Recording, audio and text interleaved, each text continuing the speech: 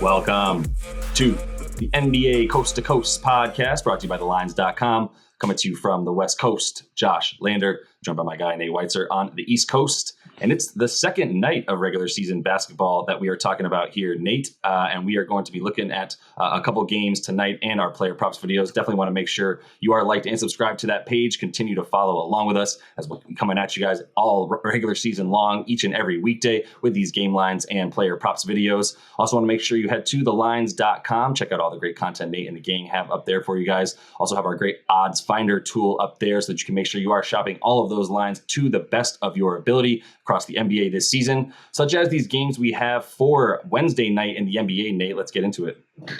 Yeah, huge slate, lots to pick from, of course. So I'll just read off the lines. We got Magic plus 3.5 at Pistons, Wiz minus 2.5 at the Pacers, the Pelicans plus 3 at Nets. Definitely intriguing there.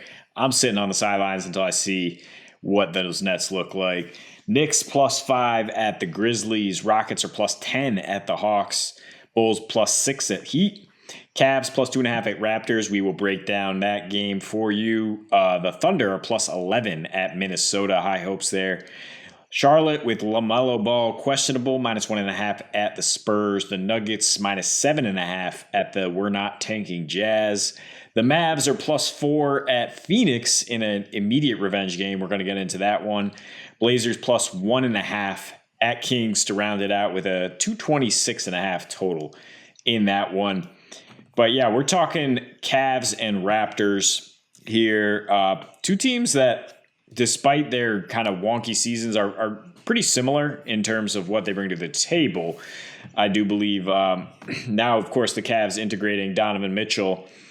I don't think it's going to be an immediate process in terms of them just turning into an offensive juggernaut. I think they're still going to be a team that plays a bit slower, a bit more methodical, and leans on that defensive rim protection.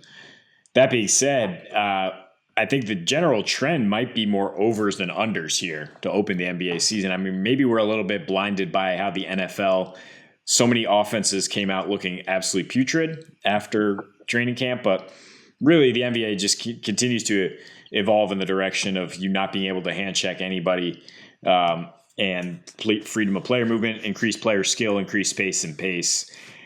And teams are going to get free flowing. But the reason...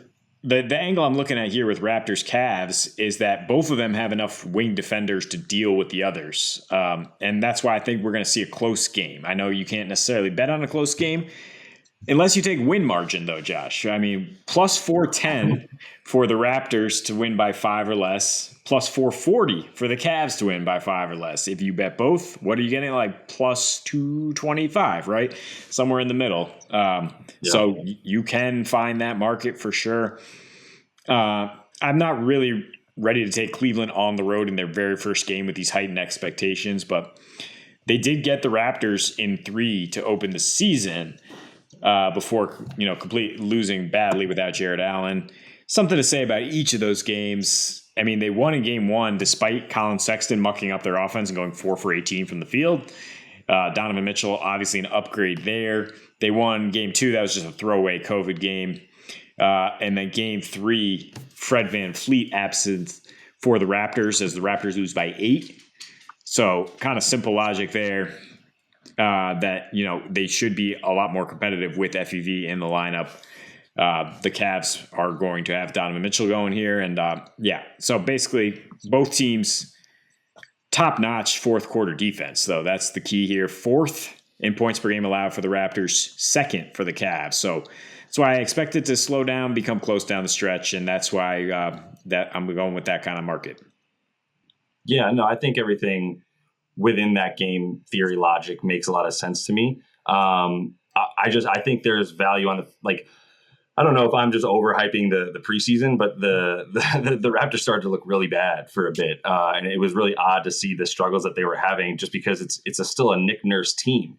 So sort of it seemed like they were sort of fumbling almost their lineups in a way where it just didn't seem to make a lot of sense with the guys they had out there. Not because Scotty Barnes can't really play from a playmaking role at his size, but it still just seemed like there was too much size out there, to be honest with you, and it just wasn't working. So I don't know if you buy into that hype or not, but I do think that I kind of went in waves with this Cleveland team when they got Donovan Mitchell. And I was kind of like, okay, right away, I was like, I love this team. And then I was like, all right, well, let's slow down. There's so many other good teams in the East. These are two teams, right? Like this Raptors, Cavs, Hawks team are all sort of on the same tier. And so before we really see them play, and obviously Donovan's new to this team, I think the reason I love it is because the problems that the Cavs had where they were shorthanded last year is exactly what he's able to bring to the table. It is, what he did last year individually, 26 points a game. That was good for 13th, fourth most in made threes. I love the fact that last year he had the seventh highest usage of anybody with a minimum amount of minutes worth talking about.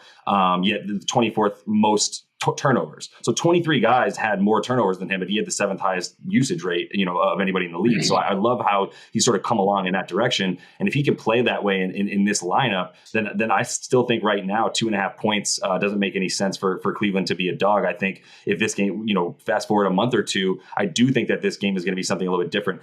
I think this is another game. I don't love looking at the stats for both of these teams last year. There was too much time missed by OG Anunoby, even Scotty Barnes at times. There was too many injuries that kind of kept that Raptors team from finding their groove at any point in the season, really. And for the Cavs, what they were with Jared Allen and Evan Mobley both healthy in the lineup was everything, right? And we know exactly what that was with their interior defense, with the lack of points in the paint that you could get on them, the fact that they would get the most blocks every single week in the NBA with Evan Mobley and Jared Allen. So like all of that stuff leads me to go, it is going to be a gross, choppy game in a lot of ways, I think. But Donovan is sort of the X factor. I think he's the best offensive player in this game. When it does come to clutch time and the way that the Cavs did struggle in clutch time to find a ball handler, playmaker, and scorer outside of Darius Garland, I think that's what, that the Band-Aid is Donovan Mitchell in this one.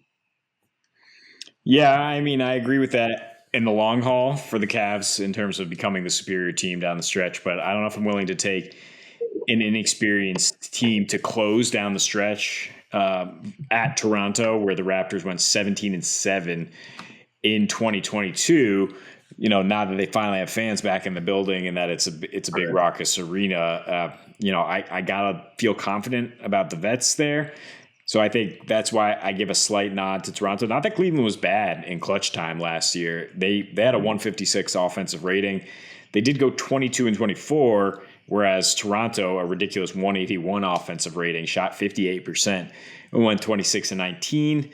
So that's why if I am picking a winner, it's the Raptors. So eke one out at home here in the opener, but Cleveland really does a lot of things to stop what Toronto does well in terms of fast break points, getting to the free throw line.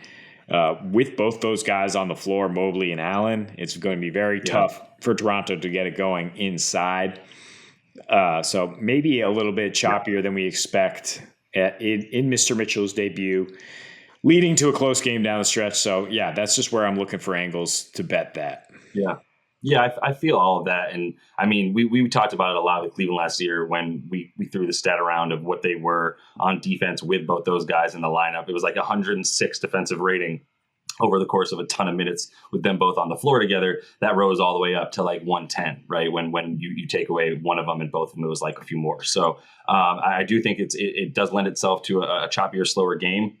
I don't really like any of the player props. I know we won't really be talking about anybody from this game in our player props tonight, for this Wednesday night slate, mostly because, I don't know who's going to score for Toronto. I think it could be anyone, which is, to their credit. Obviously, it's always been their calling card, except for when they had Kawhi. But between Van Vliet and Anunoby and Siakam and Barnes, right, that's four guys that, look, to be honest with you, they're all four very close to how good each other is in terms of star power, too. So I don't really love the points there. I like a Darius Garland 7.5 assists because I think the last thing we remember is him getting 10 to 12 assists a game for most of the second half of last season. But I don't know what that's going to look like with Donovan Mitchell, as I mentioned, seventh highest usage rate in the league last year. So we'll have to see how that all gels and what we like. But I do think we are, at least in this matchup, and not just because it's the first game of the season, but because of the way this matchup works out, expect a little bit more of a choppy game. So that is all the time we have for you in this one. Make sure to like and subscribe